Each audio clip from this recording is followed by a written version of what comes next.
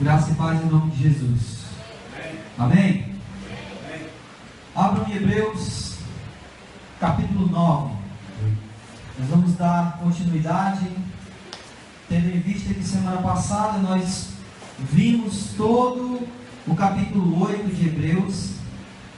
Hoje nós iniciaremos o capítulo 9 e quarta-feira que vem concluímos o capítulo 9.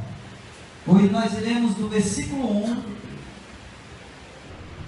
até o versículo 14. Todo mundo achou?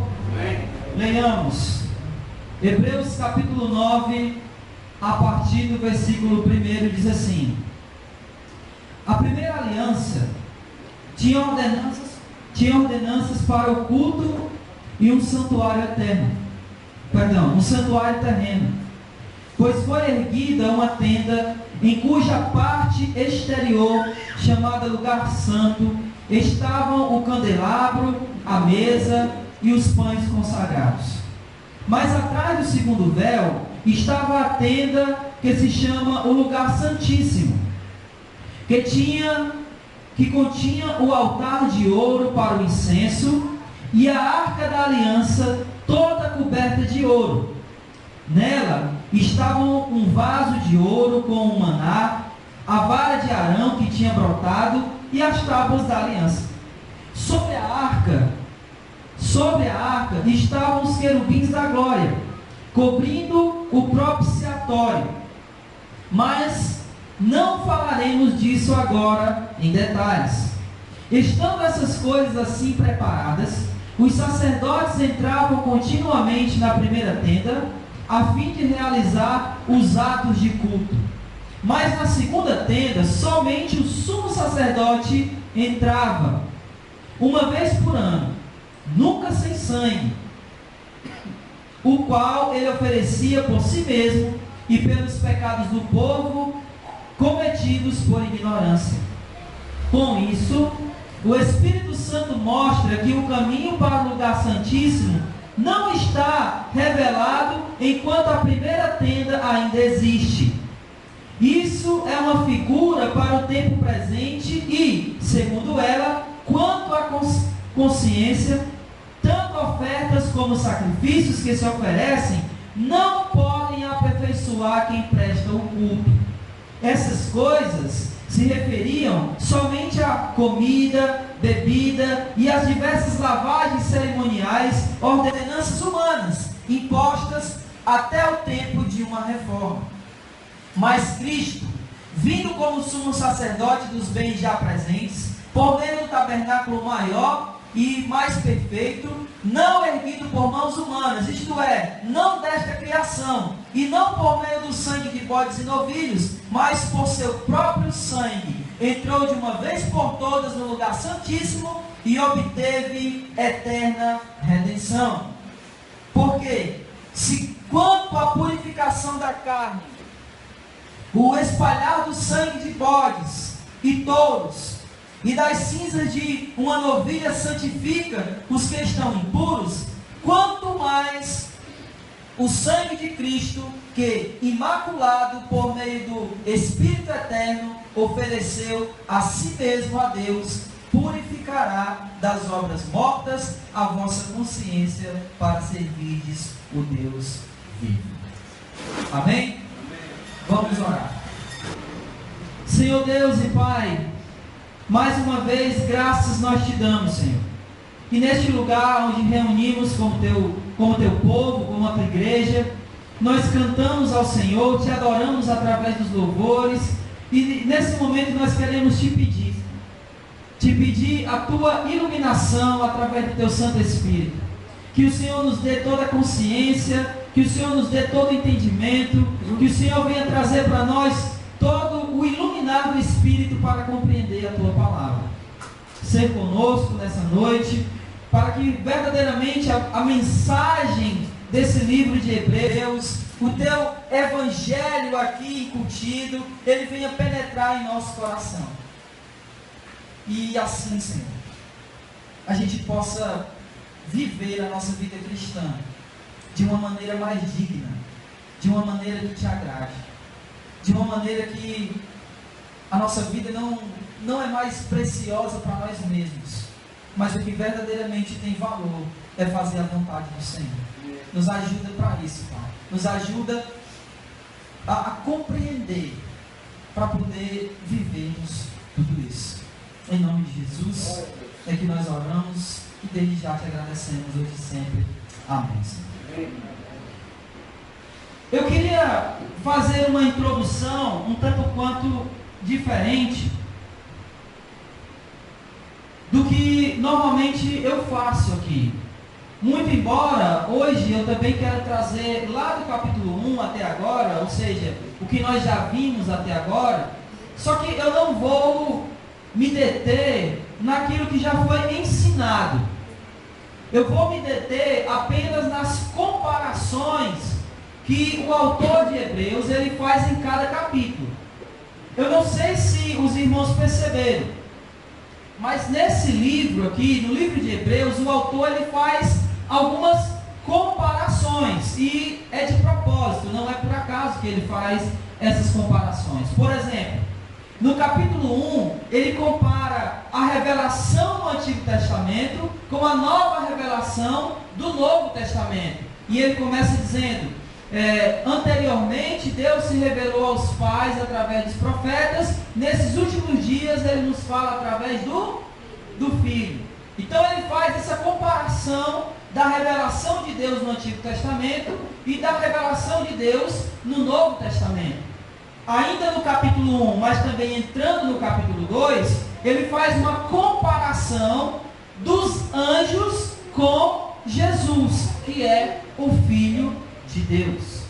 No capítulo 3, ele já faz uma comparação entre Moisés e Jesus, que Moisés foi o libertador do povo de um cativeiro terreno, mas Jesus, ele libertou espiritualmente aquele povo. Ele trouxe a liberdade não apenas de uma prisão terrena, mas ele nos libertou para vivermos uma vida nova nele mesmo. Então ele faz essa comparação de Jesus e Moisés no capítulo 3.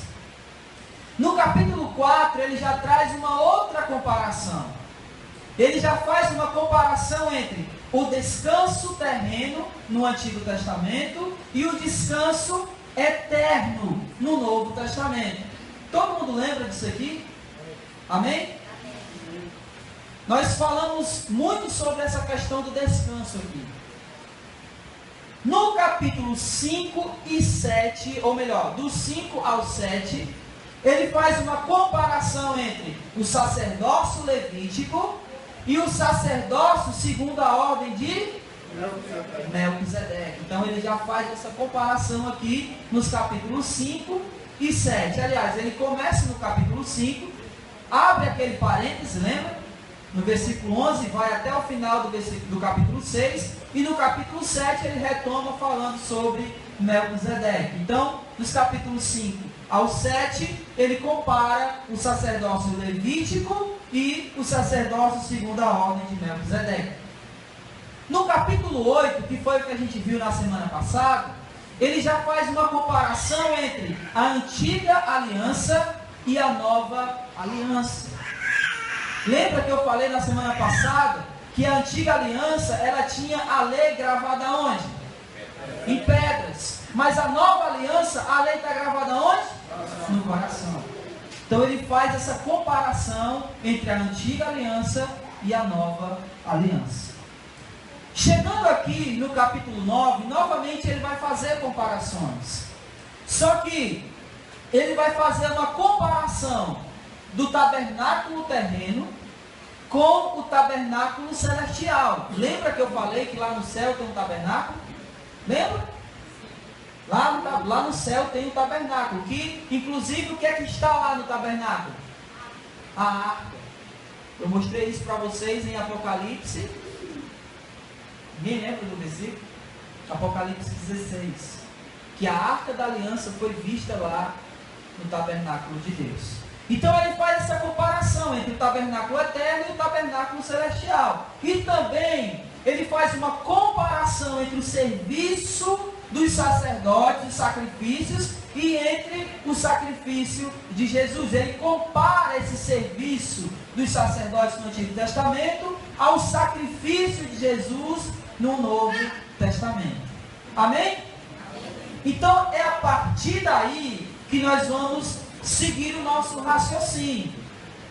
Quero fazer uma pequena, como é que eu posso dizer, meus?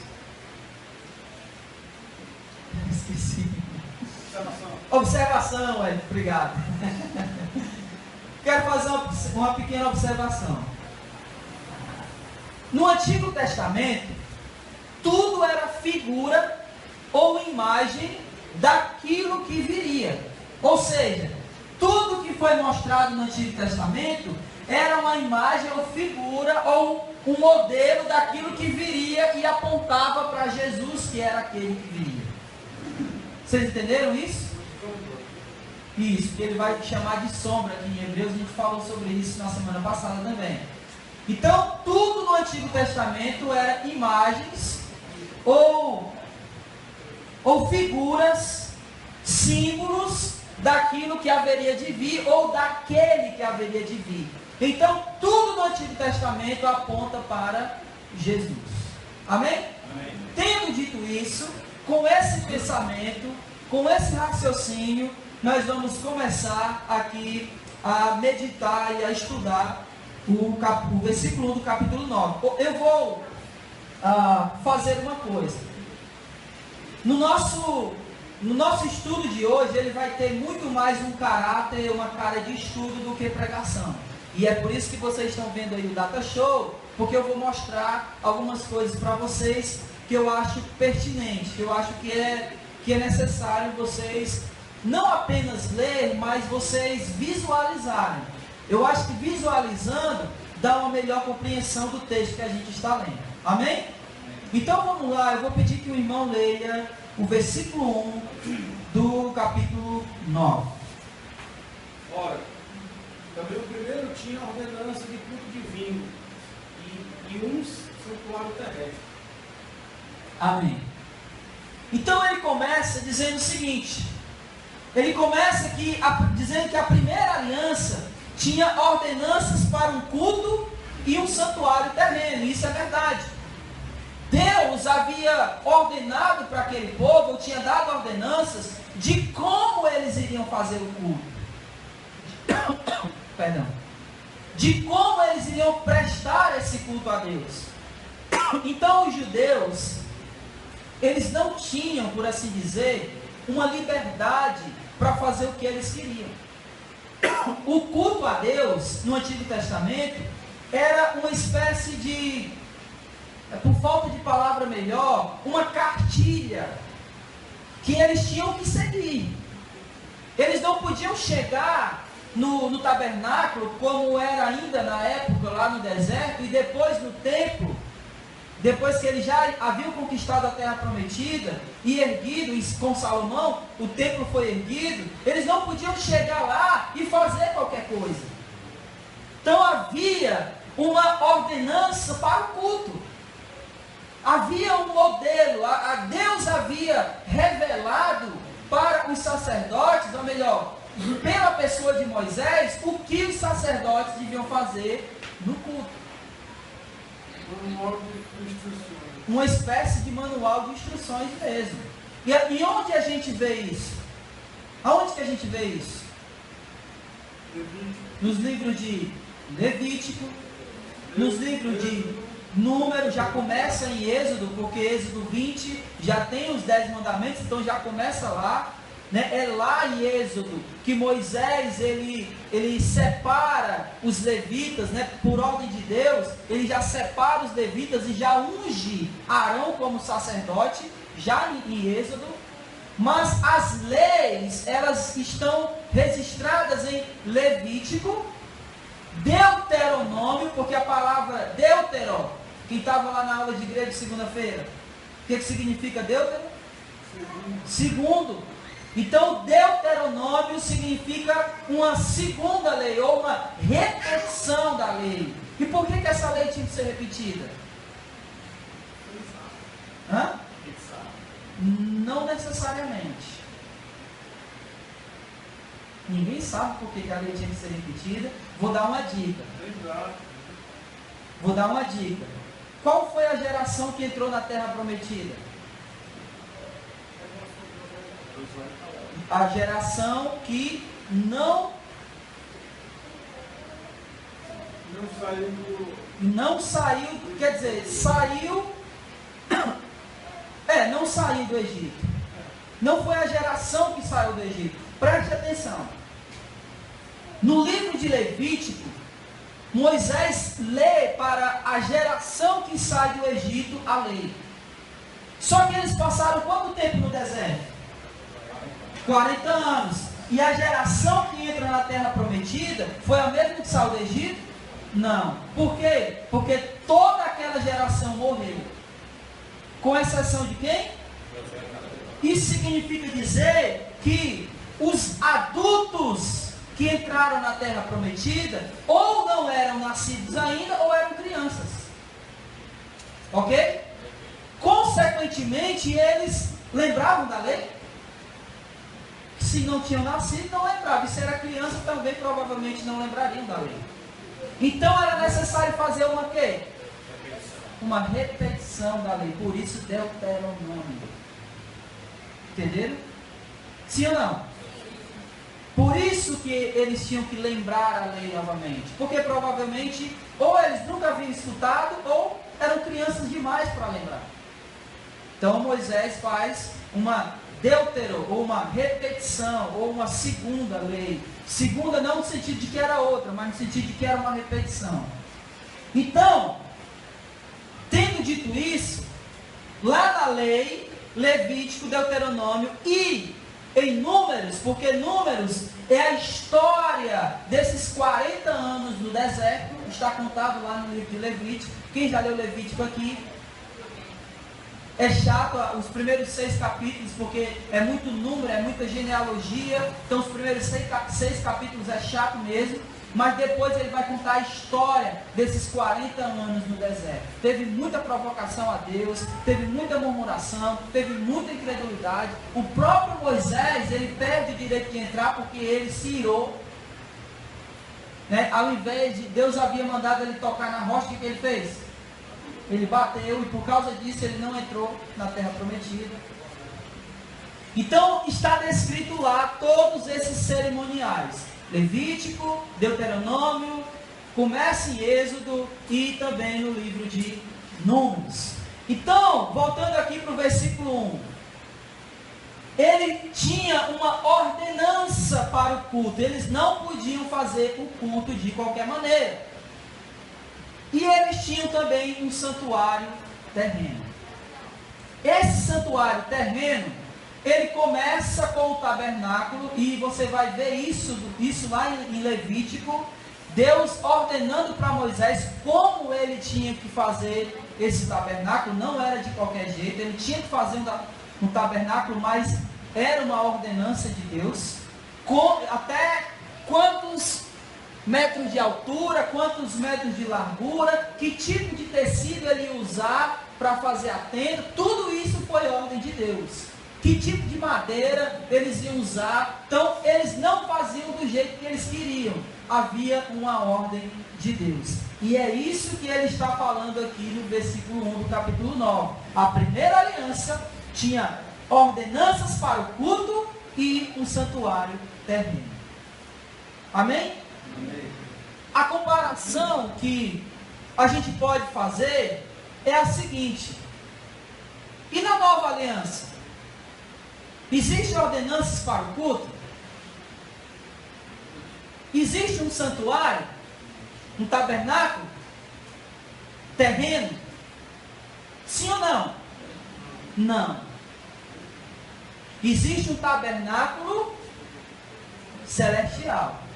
Mas existe ordenanças para o culto? Existe.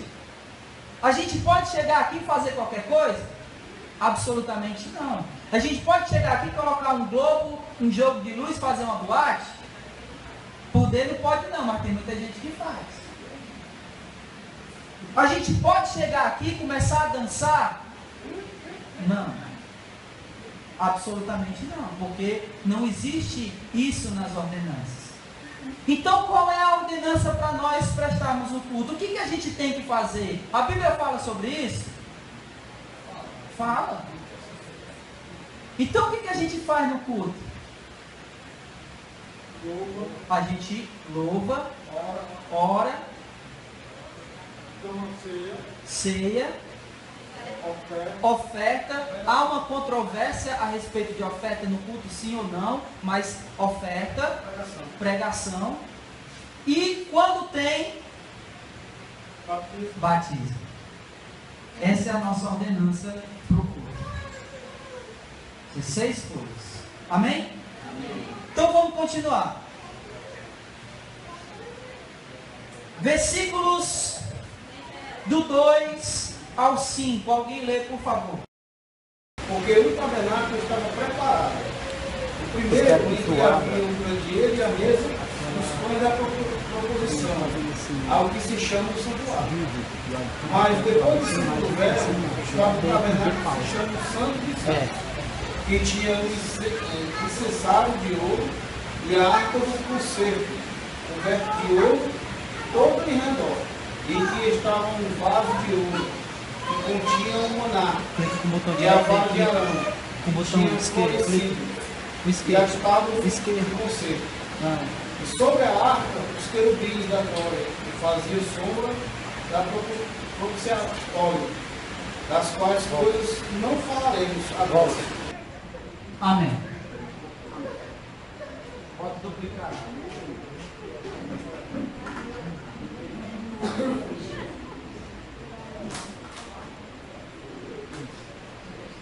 Vamos lá, irmão, preste atenção.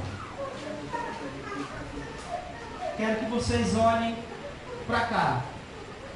Acompanhe o texto bíblico, porque aqui é interessante, é importante a gente perceber algumas coisas. Ele começa no versículo 2 dizendo assim, acompanha aí, ó. Pois foi erguida uma tenda em cuja parte exterior, chamada lugar santo, estava o candelabro, a mesa e os pães sagrados. Vocês estão vendo aí? Por que ficou assim? Está mencionando o mouse. Clica agora na imagem. Então, o que ele está falando? Vai ser agora. Vai ser manual. Ó, ele está falando do lugar santo. E a imagem aqui não está mostrando o átrio exterior. Para cá ainda tem uma coisa para cá, que era o átrio exterior. Então olha o texto, versículo 2. Pois foi erguida uma tenda, ele está falando da tenda porque o tabernáculo era uma tenda, como se fosse aquelas lonas de circo, era literalmente uma tenda. E, olha só, cuja parte exterior chamada de lugar santo. Esse era o lugar santo. E, o que mais? Alguém vai lendo aí? Estava o candelabro. O candelabro. Uma dessas, ó, mesa dos pães, tá vendo? Ó? Aqui provavelmente é o candelabro. E o que mais? Mesa e os pães da presença. Mesa e os pães. Daqui a mesa dos pães. Aqui, se eu não me engano, era a bacia ou a pia que eles lavavam as coisas. E aqui provavelmente, não está mostrando aqui, mas é o candelabro. Então, no átrio exterior, que não está mostrando na imagem, era onde eles matavam os animais. Então eles matavam os animais aqui fora, aqui tinha o altar do sacrifício, então eles matavam tudo aqui, e o sangue desses animais eram tragos para cá. Aqui é a arca da aliança. Vamos ler de novo. Versículo 2. Por trás do segundo véu havia a parte chamada Santo. Foi levantado o tabernáculo na parte da frente, chamado Lugar Santo. Estava o candelabro, a mesa e os pães da presença. Eu acho que essa imagem está melhor, tá? Então é assim, ó. O altar do holocausto, aqui é o que eu estava falando. Aqui é a porta, aqui é o átrio exterior chamado. Então aqui, ó, o altar do sacrifício, aqui o lavatório, onde eles lavavam as coisas, era tudo lavado aqui. Aqui é o lugar santo, aqui o candelabro de ouro. Vocês sabem o que é candelabro? O que é o candelabro? Aquele castiçal com as velas. E tem aquele castiçal com velas? É o candelabro. Aqui o altar do incenso. E aqui, ó, um véu. E ele fala isso no versículo 3. Olha o versículo 3. Esse altar do local, ele era para todo mundo ver ou era uma coisa reservada? Não, aqui tinha uma tenda. A tenda era isso aqui tudinho. Só que isso aqui era aberto, não era coberto. Isso aqui era coberto. Isso aqui era coberto. Aqui era aberto, mas aqui era coberto. Só que ele era fechado. Só quem entrava aqui eram os sacerdotes, aqui e aqui. E quem entrava aqui era só o sumo sacerdote. Só ele entrava aqui. Os sacerdotes entravam aqui e aqui. Eles faziam sacrifício, trocavam aquilo ali e tudo mais, mas aqui só o sumo sacerdote entrava. Só ele. Aqui era um véu que separava o lugar santo do lugar santíssimo ou santo dos santos, onde ficava a arca da aliança. Vamos ler de novo versículo 2 e 3. Alguém aí, por favor. Vocês vão lendo e vão olhando para cá para ver se vocês identificam as coisas. Foi levantado um tabernáculo na parte da frente, chamado lugar santo.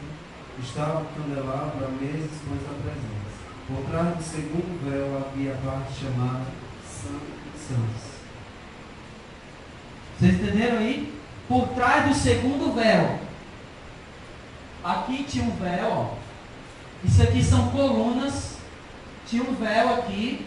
E no segundo véu, o lugar santo dos santos. É importante ressaltar algumas coisas. Como aqui só entrava o sumo sacerdote, esse sumo sacerdote, em tempos depois, ele começou a entrar amarrado pela cintura e com sinos nas cinturas. Então ele ia andando e o sino ia fazendo barulho. Para que ele era amarrado pela cintura? Porque só quem entrava era o sumo sacerdote. Se ele morresse, como ia tirar ele de lá? Então, se ele morresse, para que ninguém entrasse lá e morresse também, o que eles faziam? Puxavam. Ele entrava com sinos amarrados, porque enquanto ele estava se movimentando, eles estavam ouvindo o barulho do sino. E aí sabiam que ele estava vivo. Quando ele demorava muito tempo parado num só lugar, eles davam uma puxadazinha na corda. Aí ele começava a se movimentar para dizer que ainda estava vivo. Senão eles puxavam ele. Porque só quem podia entrar lá era o sumo sacerdote. Amém? Deu para entender? Pode falar.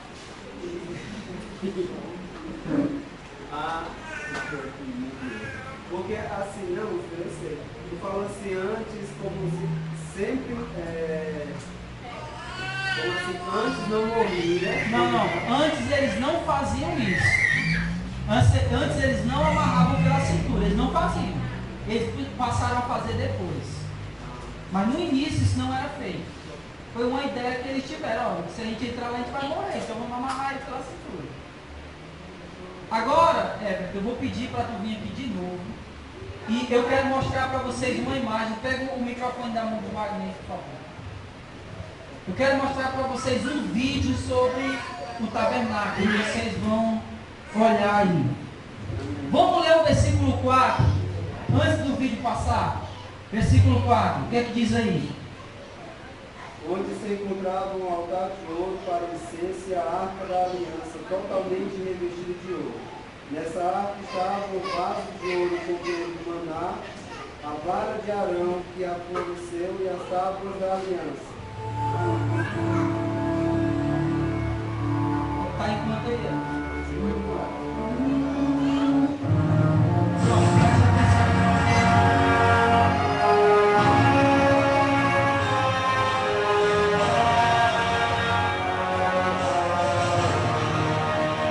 O altar do sacrifício.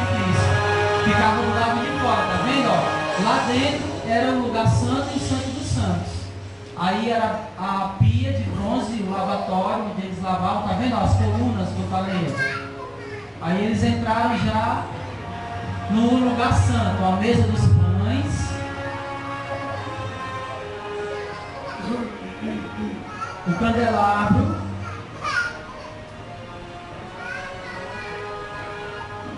e agora o altar do incenso, ó, ficava subindo essa fumaça aí, o altar do incenso.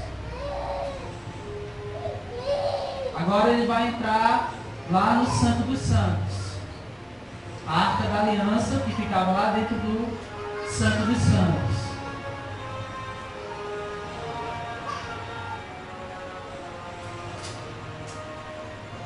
Aí dentro da Arca da Aliança ficavam as tábuas, a vara de Moisés que floresceu e uma bichinha de ouro com o maná dentro dela também.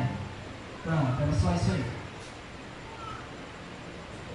Vou mostrar aqui uma figura. Essa, tá vendo direitinho aí? Ó, era a arca. Tenta dar pausa e isso aí vai mudar.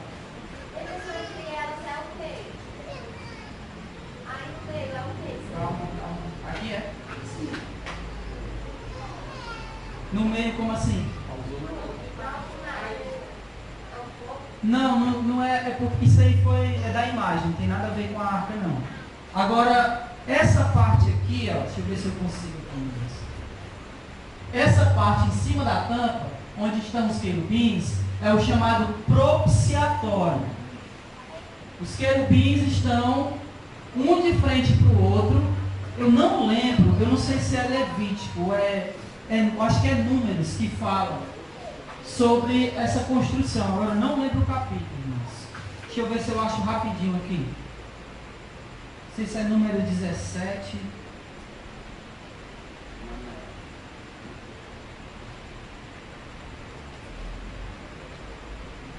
Não é número 17.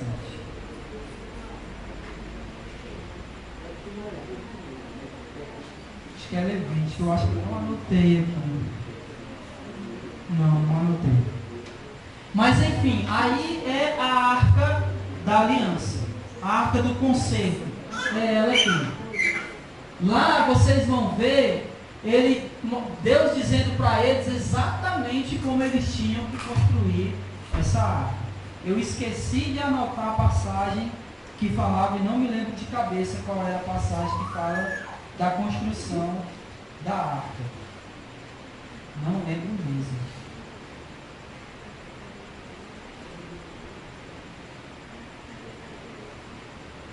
Não lembro. Enfim.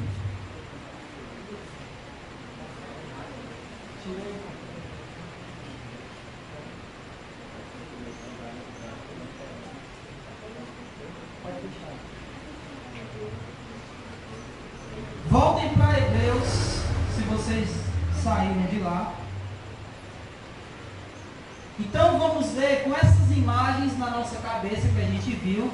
Vamos ler novamente dos versículos 2 ao 5. Vamos lá. Diz assim: a primeira aliança tinha ordenanças para o culto. Perdão, né? Versículo 2: pois foi erguida uma tenda, em cuja parte exterior, chamada lugar santo, estavam o candelabro, como vocês viram lá, a mesa e os pães consagrados. Mas atrás do segundo véu estava a tenda que se chama o lugar santíssimo, que continha o altar de ouro para o incenso, a arca da aliança, toda coberta de ouro. Nela estava um vaso de ouro com maná, a vara de Arão que tinha brotado e as tábuas da aliança. Vocês lembram dessa história da vara do Arão que brotou? Na rebelião de Coré, lá em Números 16, 17. Ele vai falar que os filhos de Coré se rebelaram, e aí Deus mandou eles pegarem as varas lá das famílias, os cajados, e Deus fez brotar, porque era assim, olha, a vara de quem brotar, esse aqui é que vai ser sacerdote. E aí lá em Número 17, Deus faz brotar a vara de Arão, dizendo que, olha, é Arão que é o sacerdote. E aí todos os filhos de Coré, o que aconteceram com eles? Eles morreram na rebelião, por causa da rebelião. Então essa vara que brotou estava dentro da arca da aliança. Amém. Versículo 5. Sobre esta arca, ou seja, em cima da arca, estavam os querubins da glória, cobrindo o propiciatório. O que é propiciatório? Alguém sabe?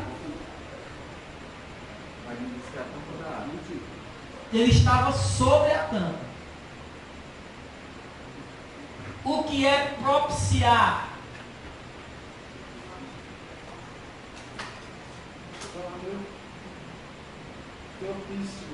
Sim, mas o que significa isso?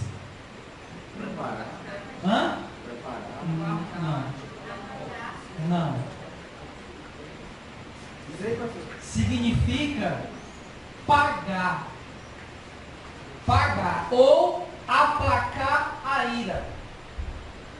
Então fazer propiciação é aplacar a ira, pagar uma dívida. Por isso que Paulo vai dizer que o sangue de Jesus, ou que Jesus, o sangue de Jesus, ele fez propiciação pelos nossos pecados. Ele aplacou a ira de Deus pelos nossos pecados. Ele pagou a dívida que nós tínhamos com Deus, que eram os nossos pecados.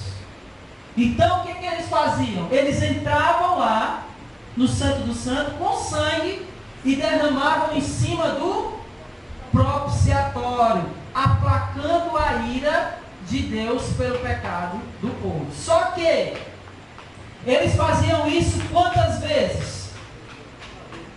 Uma vez por ano. E é esse o ponto também aqui do autor.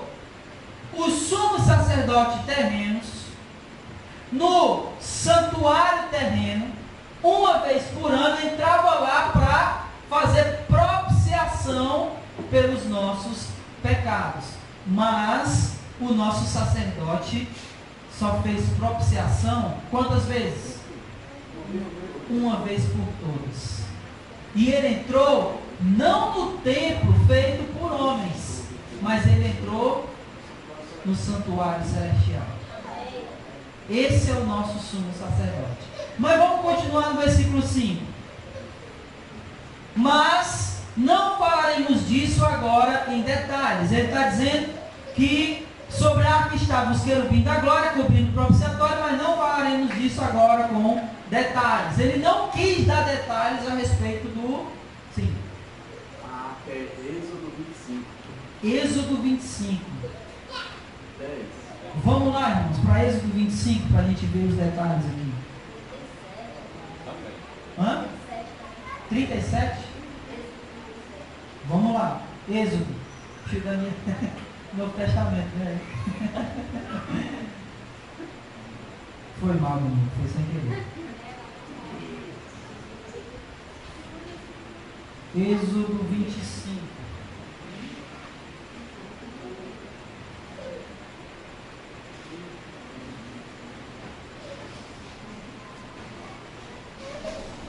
Versículo 10, é?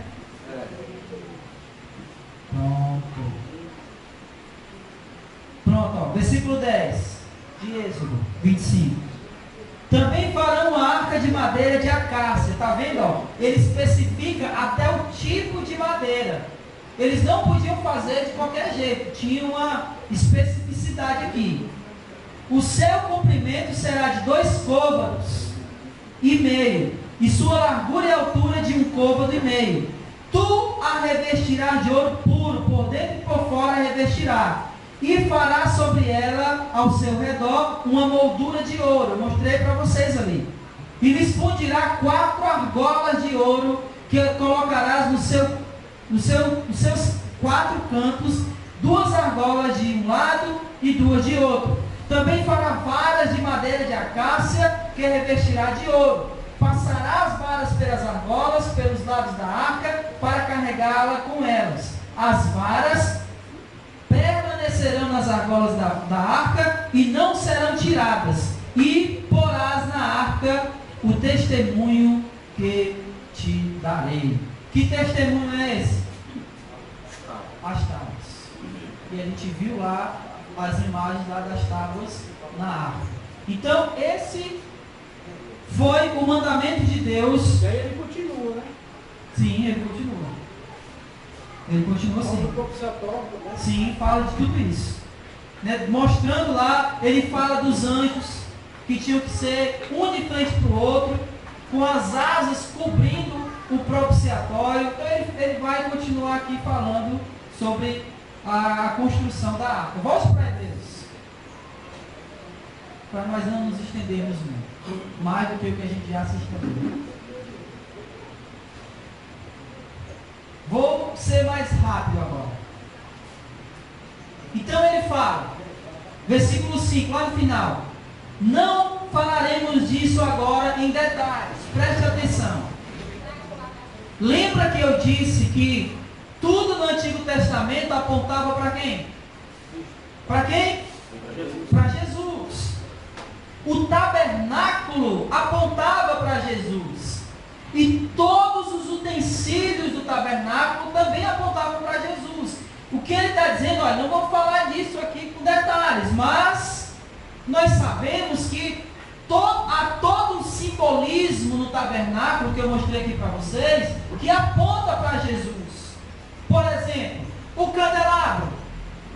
O que era o candelabro? O que tinha no candelabro? O que tinha no candelabro? O que tinha lá? Luz. Não era? Não tinha luz? Jesus disse que era o quê? A luz do mundo. Tinha uma mesinha lá com pães. Jesus disse que era? Então todos os utensílios do tabernáculo, eles apontavam para Jesus. O que era a Arca da Aliança? A presença de Deus. Quem vê a mim, vê ao Pai que me enviou. Jesus era o quê? A presença de Deus. Como Hebreus fala, a expressão exata do seu ser. Então todos os utensílios que tinha no tabernáculo, eles apontavam para Jesus. Eles eram uma representação daquele que haveria de vir. Então, o que o autor de Hebreus, fazendo as comparações, está dizendo, aquilo lá era símbolos. Jesus é a realidade. O tabernáculo era símbolo do tabernáculo celestial. Os utensílios eram símbolos daquele que haveria de vir. Jesus é a realidade que outrora foi apenas mostrado por imagens. Pode falar.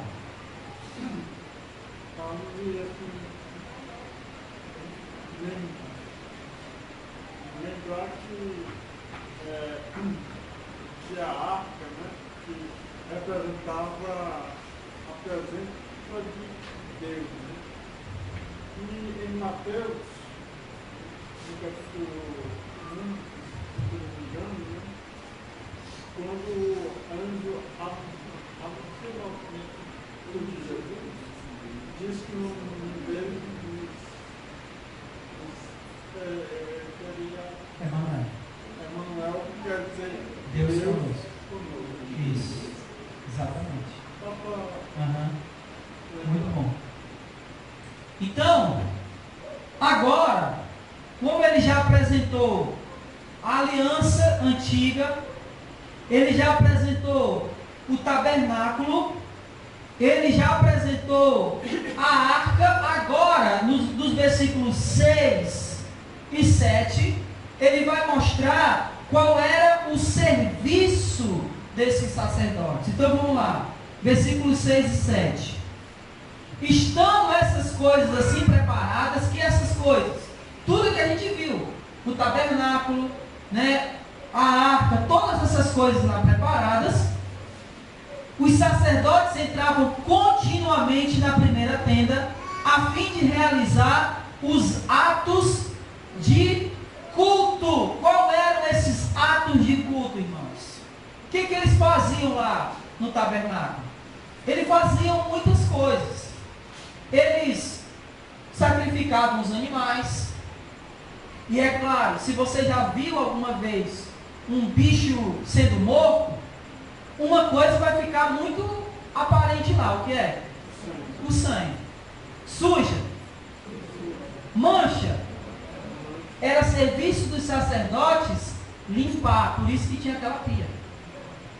Então era serviço deles limpar. Era serviço deles trocar os pães da mesa. Porque o pão que fica lá, com o tempo ele vai fazer o quê? Ele vai o quê?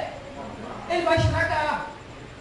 Então era serviço deles trocar os pães que ficavam na mesa. Era serviço deles manter o candelabro aceso. Era serviço deles manter o altar do incenso pegando fogo, saindo fumaça. Então era serviço dos sacerdotes. E os sacerdotes eram de que tribo? Levítico. Os levitas. Levítico não, levitas. O que eu estou querendo dizer com isso? Que esse era o trabalho dos levitas. E trazendo para os nossos dias, o pessoal que se chama de levita fala o quê? Canta, toca. Esse é o serviço dos levitas? Não. Só tempos depois, porque aqui nós ainda estamos em Moisés, com esse tabernáculo, só tempos depois, com Davi, é que se introduz música nessas cerimônias. Porque até então isso aqui era feito sem tocar nada, sem música nenhuma. Davi introduz o louvor, a música, com harpas. Então até então os levitas nem passavam pela cabeça deles tocar ou cantar. Mas hoje as pessoas que se dizem levitas dizem que são levitas por quê? Eu sou levita do Senhor. Eu faço o quê? Eu canto, eu toco. Uma coisa tem a ver com a outra? Absolutamente não. Porque o serviço dos levitas era manter o tabernáculo em ordem. Em ordem. Tanto em matéria de limpeza, como em matéria de manutenção da ordem do culto. De manter o culto funcionando. E só um detalhe que eu não disse: esse tabernáculo que eu mostrei para vocês, ele era móvel. Quantos anos eles passaram no deserto? Parados? Não, andando. Então esse tabernáculo era móvel. Ele desmontava e montava. Vocês acham que quem carregava essas coisas aí? Quem é? Os levitas. Eles é que carregavam esses negócios para cima e para baixo. Então esse era o serviço dos levitas. Agora bota um levita desse de hoje aí para carregar a cadeira, para ver se ele quer. Bota um levita desse aí para limpar o prédio, para ver se ele quer. Quer não, ele quer o quê? Ele quer cantar. Enfim, voltemos para cá. Versículo 7. Mas na segunda tenda, ou seja, no lugar santo do santo, somente o sumo sacerdote entrava uma vez por ano e nunca sem sangue, o qual ele oferecia por si mesmo pelos pecados do povo cometidos por ignorância. Então ele entrava no santo dos santos para derramar o sangue lá no propiciatório. Pelos pecados de quem? Dele e do povo. Olha a diferença do sumo sacerdote levita para o sumo sacerdote segundo a ordem de Melquisedeque.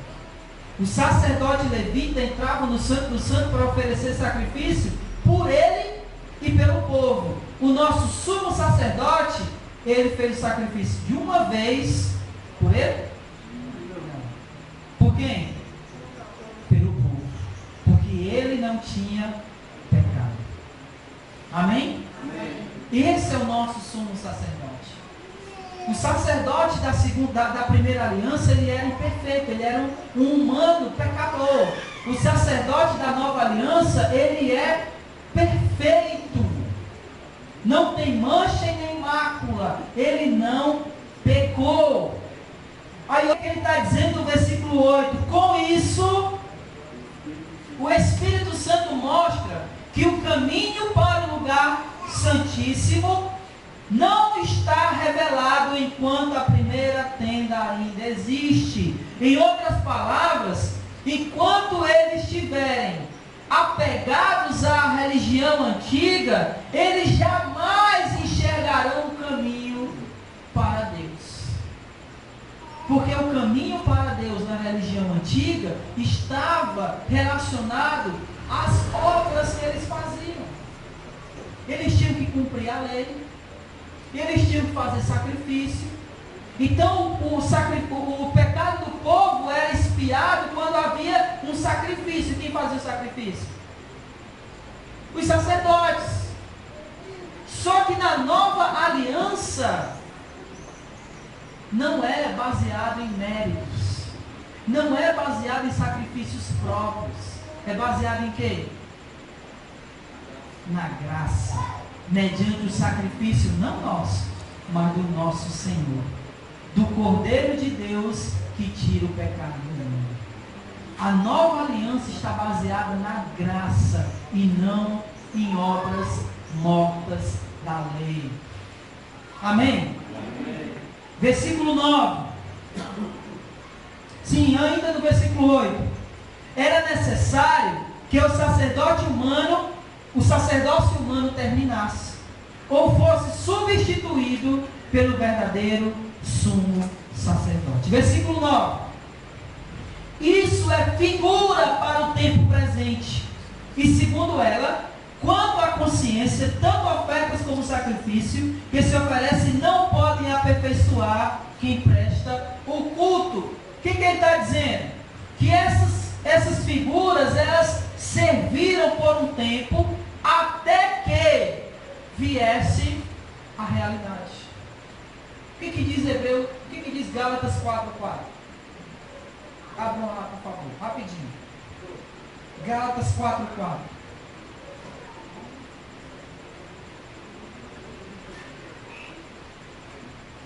Essas coisas foram imagens, serviram por um tempo. Versículo 4 do capítulo 4 de Gálatas. Diz assim: vindo, porém, o quê?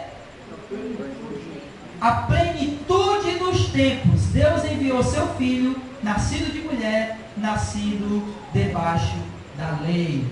Então essas coisas, volte para Hebreus, elas eram figuras do que era para ser no tempo presente. E elas serviram até a vinda de Jesus, até a plenitude do tempo. Perdão.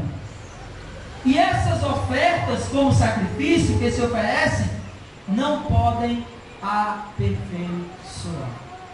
Nós somos aperfeiçoados pelo sacrifício de animais? Não. Eles eram aperfeiçoados pelo sacrifício de animais? Não. Eles não podem aperfeiçoar.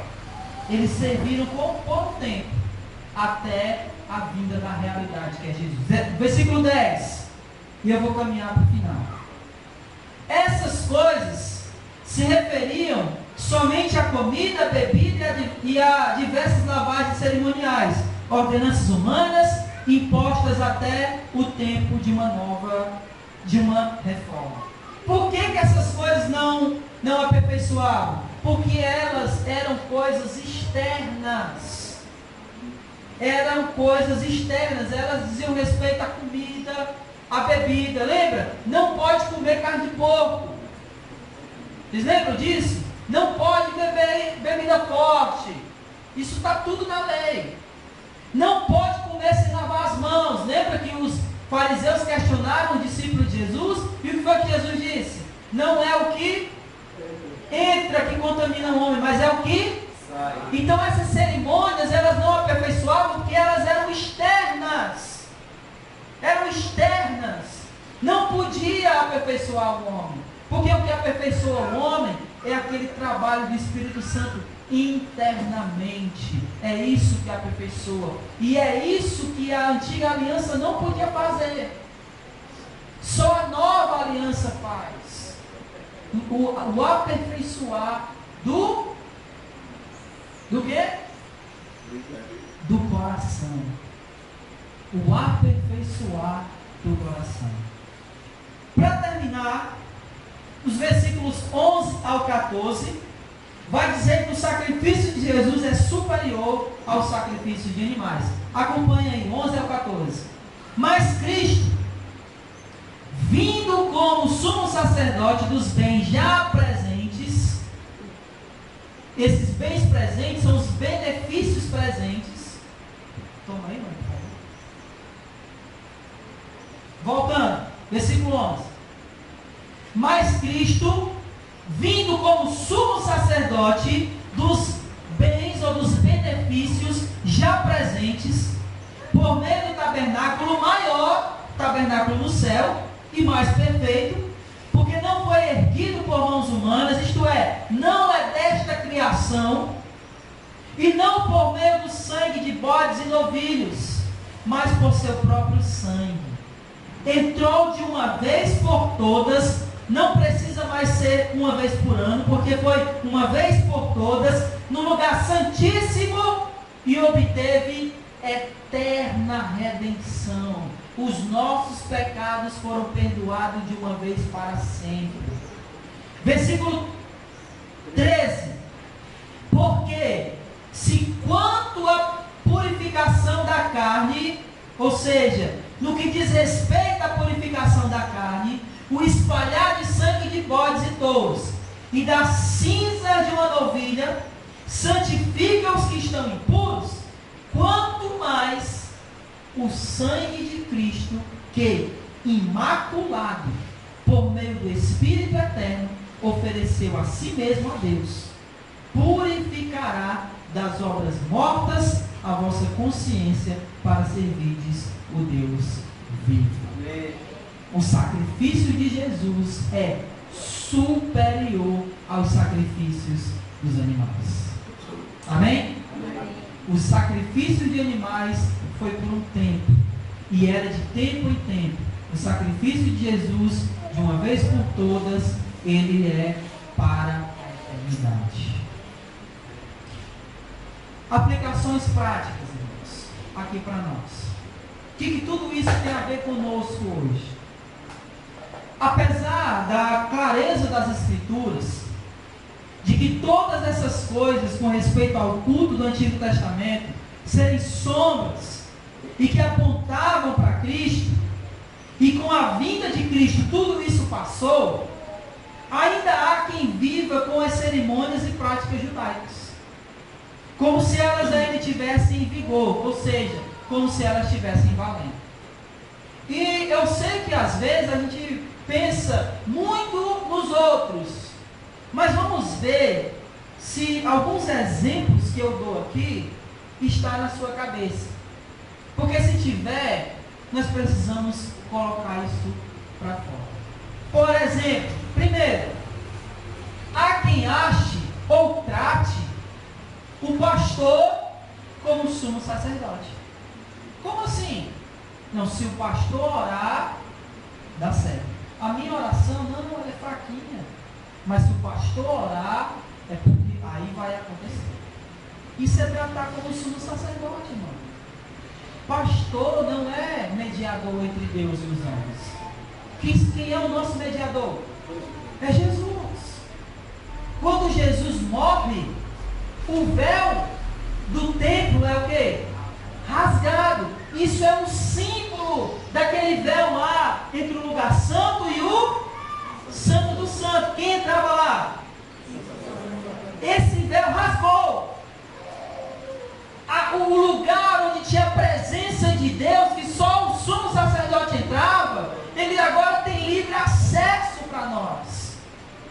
para isso eu não preciso de um mediador humano, porque o meu mediador humano é Jesus. Amém. Então Ele é que faz a mediação. Então não tem essa de que oração de pastor é mais poderosa. Você tem livre acesso a Deus pela mediação do nosso sumo sacerdote Jesus. Você não precisa de mediador humano mais. Então, por favor, não faça mais isso. Eu não estou dizendo porque é bíblico. As escrituras dizem: tem alguém doente, faça o quê? Chame quem? Chame os presbíteros. Mas porque a oração deles é mais poderosa?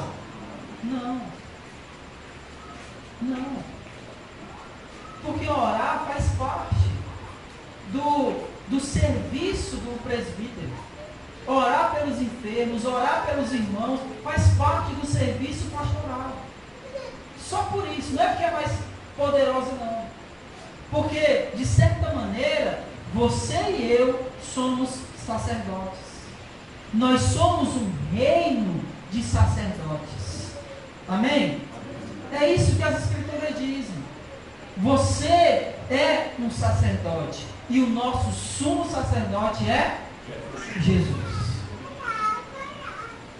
Outra coisa que geralmente se faz. O que é esse lugar aqui onde eu estou? O que é? Mais alto, o que é? Isso. Não tratemos esse lugar como altar, porque isso aqui não tem nada de altar. Altar era lá no Antigo Testamento. Aqui é no máximo um púlpito.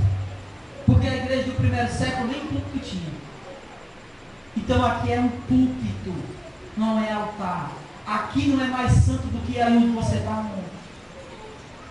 Eu lembro de uma vez que eu estava no culto e a pessoa falou: não, tu não pode subir aí porque tu está de bermuda.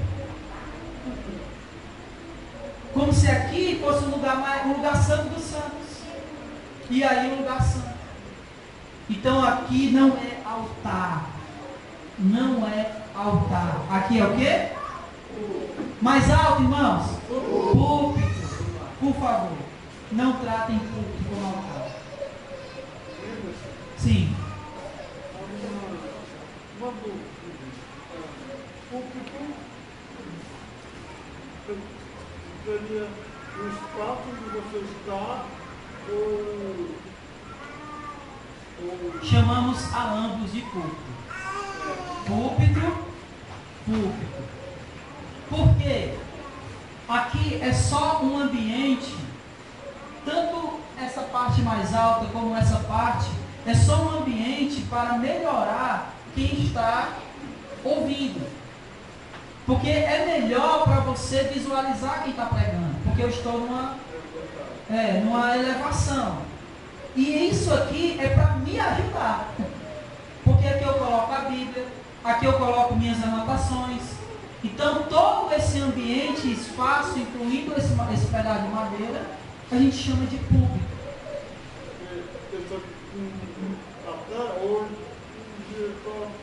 você entendia o móvel. O móvel como púlpito. Onde o púlpito tiver púlpito. É porque hoje nós pregamos assim. Mas se você for em algumas catedrais na Inglaterra, você vai ver que o púlpito lá é uma escadazinha, como é que chama? Espiral, e o pregador ele subia e ficava lá bem alto, só aquele espaço, parecia uma gaiola. E ele ficava lá, era também chamado de púlpito. Então é o espaço onde o pregador, ou aquele que vai fazer a homilia, a pregação, ele vai trazer aquela mensagem. Outra coisa, oferta. Preste atenção que isso é importante. Oferta não é, vou repetir, oferta não é sacrifício. Oferta não é sacrifício. Olha, traga um sacrifício a Deus. Traga a sua oferta de sacrifício. Oferta não é sacrifício. No Antigo Testamento havia essa relação de dádiva e um efeito de Deus em cima daquele que ofertava. No Antigo Testamento havia isso. No Novo Testamento não existe mais isso. De você ofertar e ser abençoado. Não existe mais. Então, preste atenção. Não caia nesse negócio. Traga um sacrifício a Deus. Oferta não é sacrifício. E mais, nós não precisamos mais fazer sacrifício para Deus ser benevolente conosco, porque o sacrifício que precisava ser feito já foi feito na cruz. Amém? Então, oferta não é sacrifício. Não existe mais candelabro para correr aqui. Celebrar as festas judaicas. Eu ouvi dizer uma igreja outro dia que estava celebrando Yom Kippur. Você sabe o que é o Yom Kippur? Nunca ouviram falar no Yom Kippur? Yom Kippur é uma festa judaica do Ano Novo. Então era o dia do perdão dos pecados. Então você vinha para aquela festa, para o seu pecado ser perdoado, para que você tivesse um ano abençoado. E aí eu vi igrejas fazendo Yom Kippur, dia do perdão do pecado. Como é que pode? Como assim dia do perdão do pecado se Jesus já perdoou? Então algumas igrejas fazem esse tipo de coisa, como se o Antigo Testamento ainda estivesse em voga. Óleo trazido direto de Israel, né? Pessoas bebendo água do Rio Jordão, que eles vão já secar o Rio Jordão de tanto trazer água de lá. Leva pessoas para lá para batizar, como se a água do Rio Jordão fosse mais santa. Peregrinação, uma espécie de romaria. Já ouviram as romarias? Eles fazem em Israel. Então tudo isso, irmãos, tudo isso são coisas que não fazem sentido nenhum para nós. Porque se nós fizermos isso, é como se nós estivéssemos novamente erguendo o altar que Cristo derrubou. Sim. O dízimo como obrigatoriedade não é mais obrigatório. Aqui nós trabalhamos e ensinamos um dízimo voluntário. Ou seja, se você quiser dar um dízimo, você dá. Não é cada um contribua conforme tiver proposto no coração? E se você propor dar o dízimo? Aí é com quem? É com cada um. É com você. Agora, o dízimo como algo obrigatório, era lá. Nós não temos essa obrigação de dizimar. Fogueira Santa do Monte Sinai. Vocês já ouviram isso alguma vez? Meu Deus, isso é absurdo. Então, irmãos, essas coisas não servem para nós. Porque essa mediação do sacerdócio humano, ele já passou. Eu quero que você leia novamente comigo o versículo 9. Olha só. Do capítulo 9. Isso é uma figura para o tempo presente. E segundo ela... versículo 8, perdão. Com isso, o Espírito Santo mostra que o caminho para o lugar santíssimo não está revelado enquanto a primeira tenda ainda existe. Enquanto fizermos essas coisas, o caminho para Deus não será revelado. Ou seja, nós não enxergaremos que esse caminho ele já está aberto. Porque nós sempre estaremos atrás de uma mediação humana. E o nosso Senhor, que é o sumo sacerdote, ele é o nosso mediador. Nós podemos se achegar confiadamente ao trono da graça, a fim de receber graça sobre graça. Porque pela mediação de Jesus, Deus nos ouve. Deus é conosco. Amém? Amém? Amém? Que Deus nos abençoe.